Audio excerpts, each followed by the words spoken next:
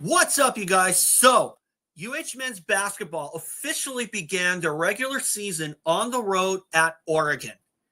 And unfortunately, it came out on the wrong end. 60-59 Oregon wins thanks to Takai Simpkins with a layup with 4 seconds left.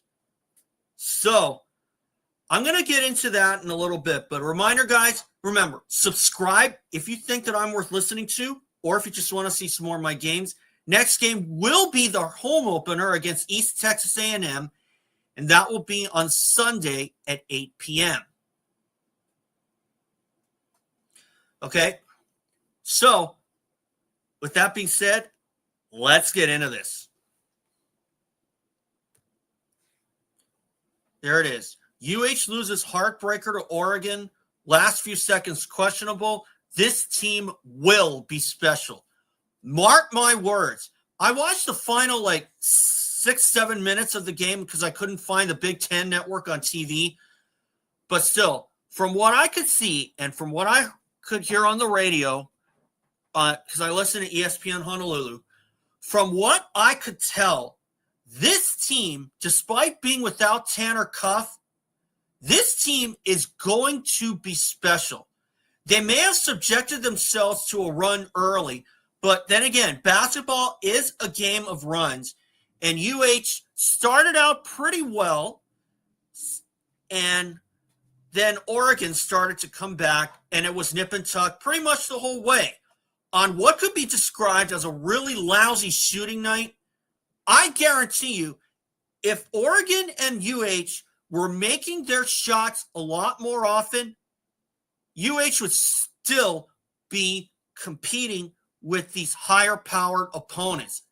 And make no mistake, Oregon is a Big Ten opponent, and they're an outstanding school.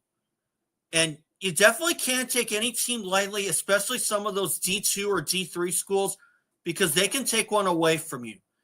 Case in point, Hawaii Pacific University went on the road. They're a D2 school, HPU. They went on the road to Boise State, and they beat Boise State by 79-78, I believe. And for HPU to pull off an upset like that, that's something. But then again, UH Hilo managed to beat Northern Colorado in the 2021 Outrigger Rainbow Classic off a shot that went in off a missed free throw. So UH Hilo can take that away from them. Can take that win away from them for sure. And make no mistake, beating higher-powered opponents like that, especially if you're a D2 school, is no easy feat. And if you pull it off, my hat goes off to you for sure. From what I could see, as far as, and now, has UH done that? Yes, they have. They beat Michigan State, which was number 4 in the country at the time, back in 2005. And they also turned back Xavier in 2011 in the Diamond Head Classic. But anyway, as far as Oregon goes, I would have to give this game probably a B+, because from what I could see, they did everything right. UH I'm talking about. They did just about everything right until the final few seconds. Now, who led the team? It was none other than Isaac Johnson with 13. And he was the only one to come out with double-digit points, while Oregon had a couple others, Takai Simpkins and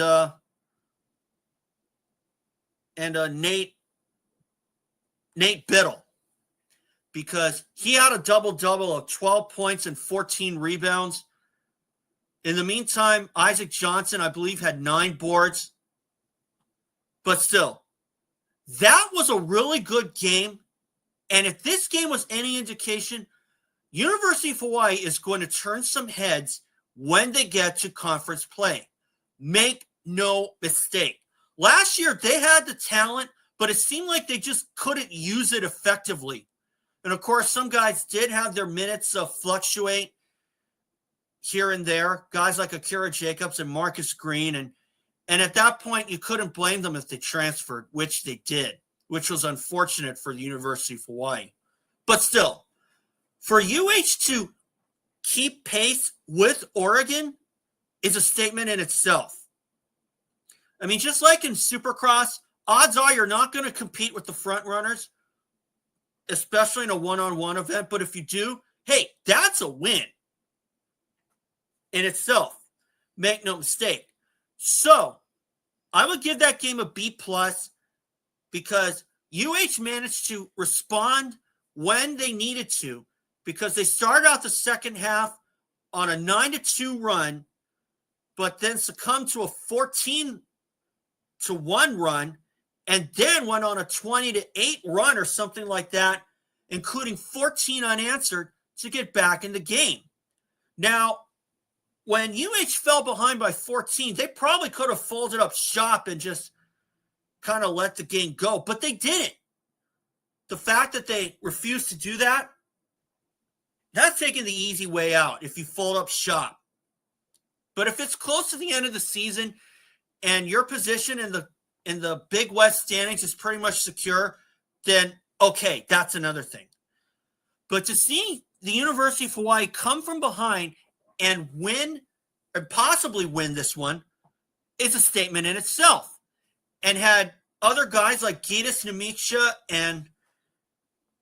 and Hunter Erickson come through with double-digit scoring nights, and maybe if Tanner Cuff weren't hurt, we probably would have beat Oregon going away, given the way that game turned out. But obviously, it is what it is, and unfortunately, Isaac Johnson fouled out, Gitas Nemicha fouled out, and unfortunately, it looks like that's what did UH in.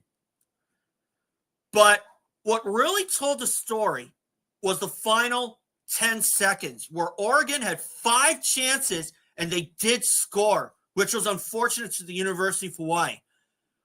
But what really stood out to me was Harry Ruliadef getting the rebound. He was going like this, and I don't know if he volleyball spiked that to someone thinking a UH player was there, but obviously it didn't work out for Harry.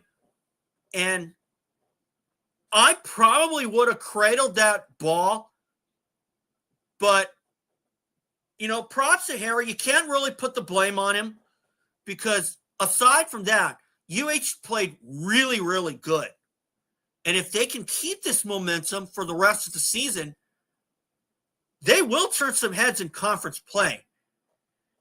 And with Tanner Cuff possibly down for the season, that might be the reason that UH really needed to, or maybe the news that UH really needed to hear to really get inspired and put on the kind of performance that a lot of us were expecting that they do last year. Now, what happened in the final possession was Hunter Erickson did go for a layup, but it didn't go through the netting. It did hit the hoop, but it didn't drop through. And that was unfortunate. Was this a confidence docker? Probably, but I really hope that that was just a bump in the road. And if UH can prove that that was a bump in the road, they'll come out strong and maybe lead wire to wire over East Texas A&M this coming Sunday. It won't be easy, but they can pull it off. So as far as that game goes, I would definitely give them a B+, mainly because of those final 5 seconds. But still, it was their first game, and I still think that that's proof. The way that they played tonight is solid proof that Ganat and the coaching staff hit the transfer portal really, really hard. And Isaac Johnson did really well, but the guy that I thought really showed his true potential, Isaac Finlinson, he scored 8 of his 9 total points in the first half. Unfortunately, Finlinson was kept in check in the second half and was held to just a single free throw, which he made. But at the same time, that's really their first game, not counting the preseason. And to see Finlinson do that is a great sign. Will he be that 6th guy off the bench? I don't know. I sure hope so.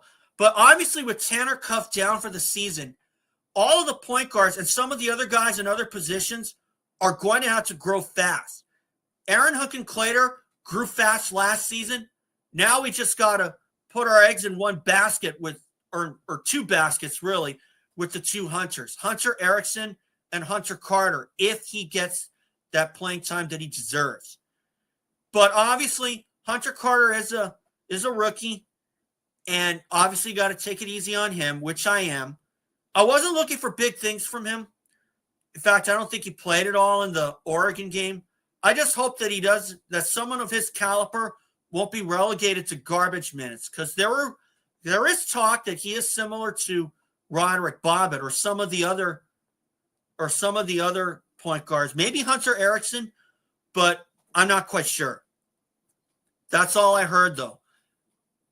And of course, supposedly, if that is true, the operative word being supposedly, if that is true, Hunter Carter and Hunter Erickson are going to have great seasons this year. So we'll see how it goes. And that's really where I'll leave it. So I just thought I'd keep it a little short. So I know that this team will be special. And if they don't subject themselves to big runs, but 14-1 may sound kind of big on paper, but believe me, basketball is about a game of runs, and it looks like UH is really getting that backbone back that they really lacked last season. Because that squad last year could do great things, but it seemed like they just kind of subjected themselves to big runs, and they just couldn't recover. But still, now they got guys that can really play the point position, like Hunter Erickson and supposedly Hunter Carter and Tanner Cuff if he was still out there. I don't know if Cuff is out for the season, but odds are he probably is. But, of course, the operative word being odds are. Okay? So, it's not definite if Cuff will be out for the entire season. But then again, Juan Munoz is a good point guard. And when he was on the UH squad, he loved basketball too much to give it up. So he sat out the entire season, 22-23, sent in the waiver to the NCAA, and it was granted. And if it were for Juan Munoz, it should work for Tanner Cuff. But at the same time, Juan Munoz was out there doing warm-ups for the team. And if Cuff is out there doing warm-ups at any time, he may very well have that. And he sends in a waiver to the NCAA. Odds are they'll probably approve it, but there is a chance that they won't. And obviously the NCAA doesn't take sides. They do make a lot of questionable decisions, like with Jerome DeRosier not getting a second senior year when he obviously wanted to. But that's another story. I've already covered that as well. So anyway, guys, that's all for today. And remember, subscribe, and I'll see you all for East Texas A&M. Go Bows!